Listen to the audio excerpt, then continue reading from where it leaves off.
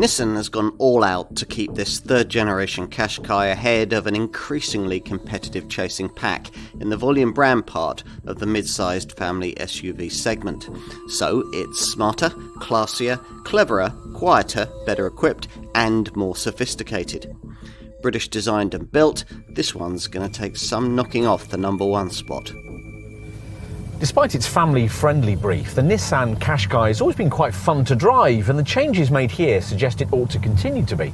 Fundamentally, this is down to the introduction of this car's new common modular family CD platform, which has provided for a body shell that's 48% stiffer and made a major contribution to a weight-saving campaign that's seen this larger model shed 60 kilos compared to its slightly smaller predecessor. You don't always feel changes like that with new cars these days, but you can here. Rather unusually, in a class where driving enjoyment tends not to be prioritised, this Nissan immediately feels a little more agile and eager than your average mid-sized SUV. An impression aided by the introduction of a quicker steering rack, which is about as far as you can go towards sportiness with a car of this kind, given that customer priorities with family crossovers usually tend to lie elsewhere. Primarily with comfort, helped here by the way the stiffer body shell allows the conventional torsion beam suspension that most models use to be a little softer than before, only bigger bumps causing thuds to be felt in the cabin. That setup's been lightly embellished for this third generation model, as has the mainstream 1.3 litre petrol engine that most customers will choose, which gains a light dusting of 12-volt mild hybrid electrification. This four-cylinder unit is offered with either 140 PS and manual transmission, or as in this case 158 PS and a choice of either manual or Xtronic CVT auto transmission. Go for the auto and you'll have the further option of specifying your Qashqai with four-wheel drive. But that'll have an impact on efficiency, which in the manual front-driven Tecna spec 158 PS model we're trying here is rated at a best of 44.1 mpg on the combined cycle and 145 grams per kilometre of CO2. If you want to do better, then you'll need to talk to your dealer about the only other engine option on offer, Nissan's e-Power self-charging hybrid drivetrain. This is a proper hybrid. The power plant's 1.5 litre 158 PS petrol engine is primarily there to act as a generator to charge the 2 kilowatt-hour battery pack, which then powers an electric motor driving the wheels, which get a combined petrol-electric output of 190 PS. One of the challenges of reinvigorating a car based on a successful formula is to get the balance of fresh and familiar just right. And this Gen 3 Qashqai might just have hit the sweet spot, incorporating some recognisable elements into a contemporary shape that's been usefully evolved. At first glance, you might think it quite similar to the previous generation model, but look again. The double chrome trimmed V-motion central grille is much deeper, and the upper and lower parts of the headlamps, now with the full LED variety, are separated by this colour-coded Qashqai branded trim strip. At the side, the Qashqai meets the crossover fashion criteria of the moment. Floating roof, optionally available in black? Tick. Kick-up bodyline over the rear wheel arches? Tick. Black cladding for the wheel arches and the lower body? Tick.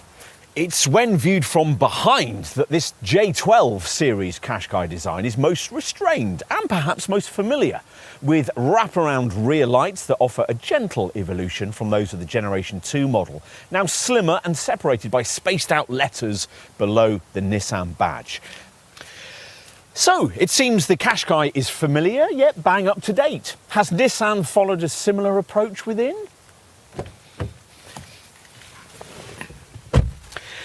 Pretty much, yes. You'd feel a sense of familiarity here if you'd regularly use the previous generation model day in, day out. The logical layout, the gear shift angle and a seating position that's halfway between SUV and family hatch.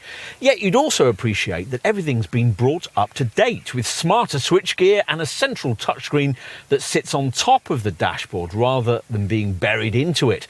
Plusher models get this advanced Nissan Connect screen in this 9-inch size, and it's complemented further up the range by this 12.3-inch customisable instrument display. Softer touch materials and more sophisticated instruments seek to promote the feeling of greater luxury than you might expect from the price tag, embellished on upper spec models by classy ambient lighting and the largest head-up display in the segment. In addition, there's a reasonable amount of storage space, build quality from the Sunderland plant feels pretty good, and Nissan's even thought a lot about how this Qashqai smells inside, taking steps to ensure materials don't create any unpleasant odours as use and age gradually erode the new car aroma.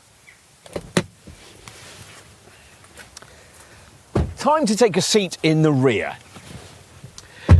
Backseat passengers should be reasonably happy here. There's 28mm more legroom than in a Gen 2 Qashqai, and headroom is up by 15mm, or at least it would be on a model without this huge glass roof, which, if you can live with a slightly lower ceiling height, gives it an agreeably airy feel to the interior. 6-footers should just about fit, and this rear bench doesn't do anything clever like reclining or sliding as it would do in a rival Volkswagen Tiguan or Skoda Karoq. And you wouldn't be very comfortable sitting for any real period in the centre of it, legs astride the transmission tunnel. Still, contoured seat backs and the space you get to slide your shoes beneath the front chairs make this part of the car feel reasonably spacious. Right, let's finish with a look at the boot. The hatch reveals a wide and deep aperture and the lips sensibly low. Nissan has redesigned the suspension of this Mark III Qashqai, giving a useful load space capacity increase of 50 litres, providing 504 litres with all seats in place, enough to take up to 7 carry-on cases. The plus side of spending a bit more money on trim and avoiding the first 2 spec levels is that you get this super useful luggage board arrangement. These 2 removable lower panels create a flat cargo base with a usefully sized and invisible storage area below into which the parcel shelf can fit.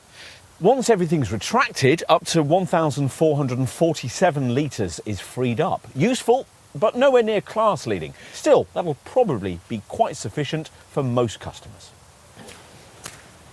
So, how to summarise? Will fresh converts be attracted to this rejuvenated model? That's difficult to say.